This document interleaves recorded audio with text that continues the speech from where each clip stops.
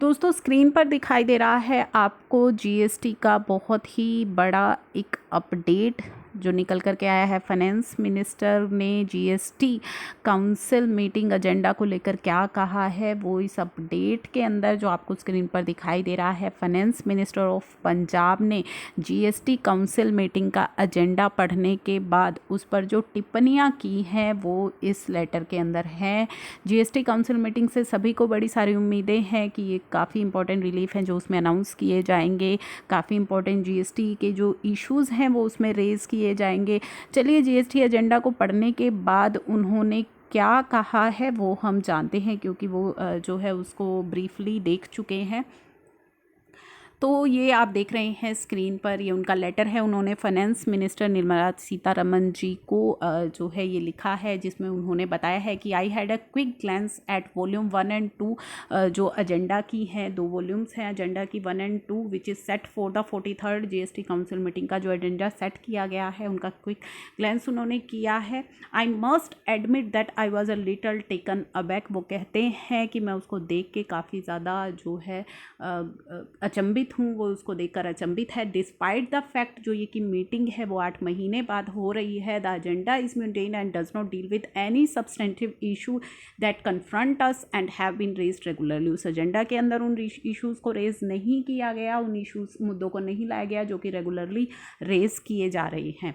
We have 2 issues, हमारे पास 2 issue हैं GST के जो इमीडिएटली एड्रेस होने चाहिए, and a series of other issue of structural nature that will decide whether this system will eventually go on to meet the hope and aspiration of our nation।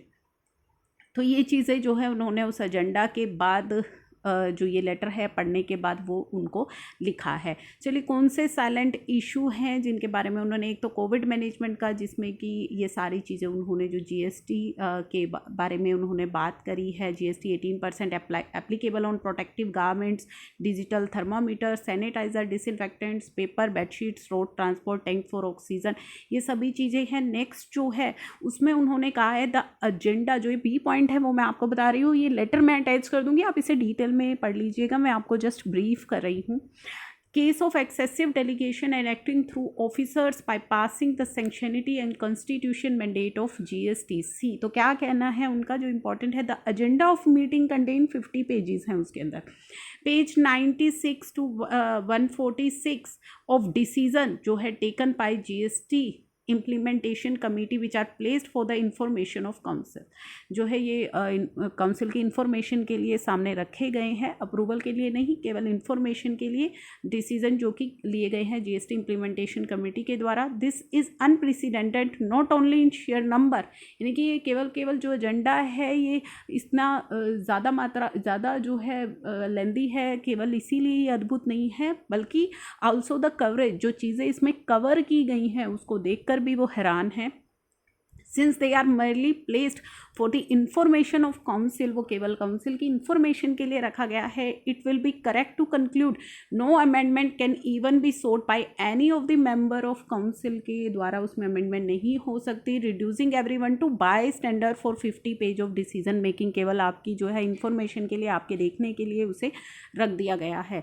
GST council जो है implementation committee is neither a creation of constitution nor of the GST law.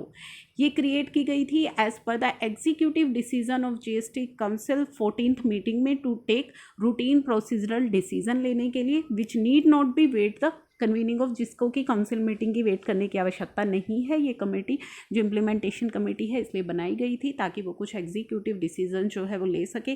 Following are some of the decision. अब decision की बात कर लेते हैं। Extending validity of certain exemption notification, enactment of new restriction on availment of ITC, amending rule 36 को amend करके, and insertion of rule 86 जो कि कहता है कि मिनिमम आपको कैश में टैक्स की पेमेंट करनी ही होगी।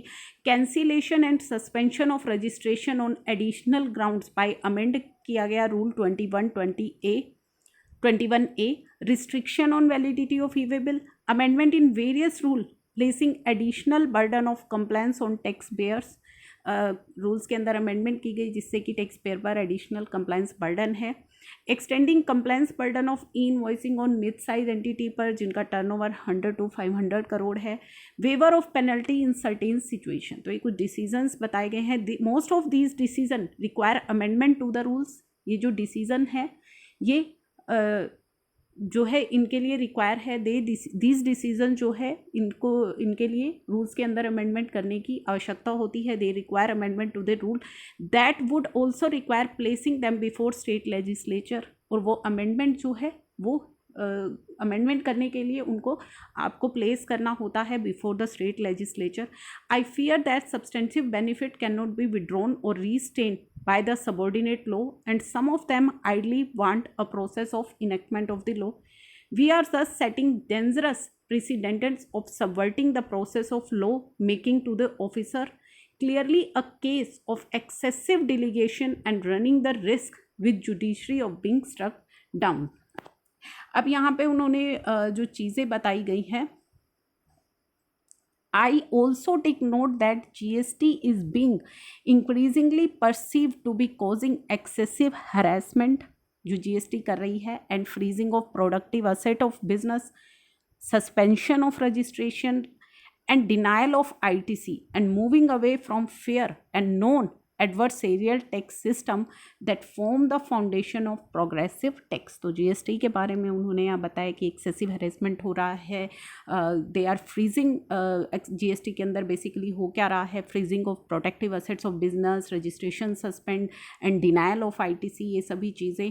तो this is moving away from जो कि एक फेयर या नॉन एडवर्सरियल टैक्स सिस्टम है उससे दूर हो रहा है। It would also been desirable to hold a discussion with GST Council about the striking the right balance between the need of facilitation and enforcement before going for these changes। तो there must be a discussion होना चाहिए ताकि एक balance हो सके और जो है जो चेंजेस हैं उनके लिए।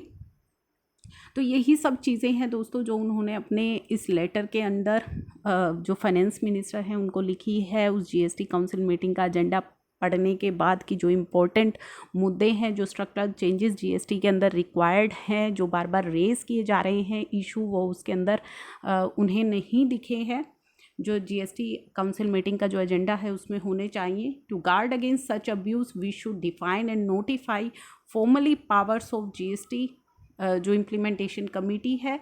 This should not include power relating to change of tax rate and exemption, restriction of tax credit, and denial of any other benefit which have adversarial impact either against taxpayer or on the revenue।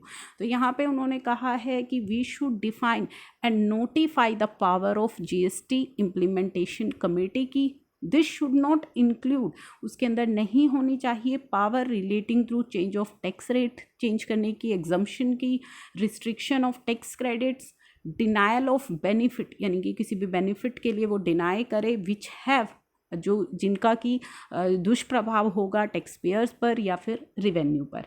तो ये सभी चीज़ें उन्होंने इस letter के अंदर लिखी हैं। आप को इस लेटर की कॉपी मैं अटैच कर दूंगी, आप इसे डिटेल में पढ़ सकते हैं कि काफ़ी ज़्यादा जो है वो खुश नहीं है GST काउंसिल मीटिंग के एजेंडा से।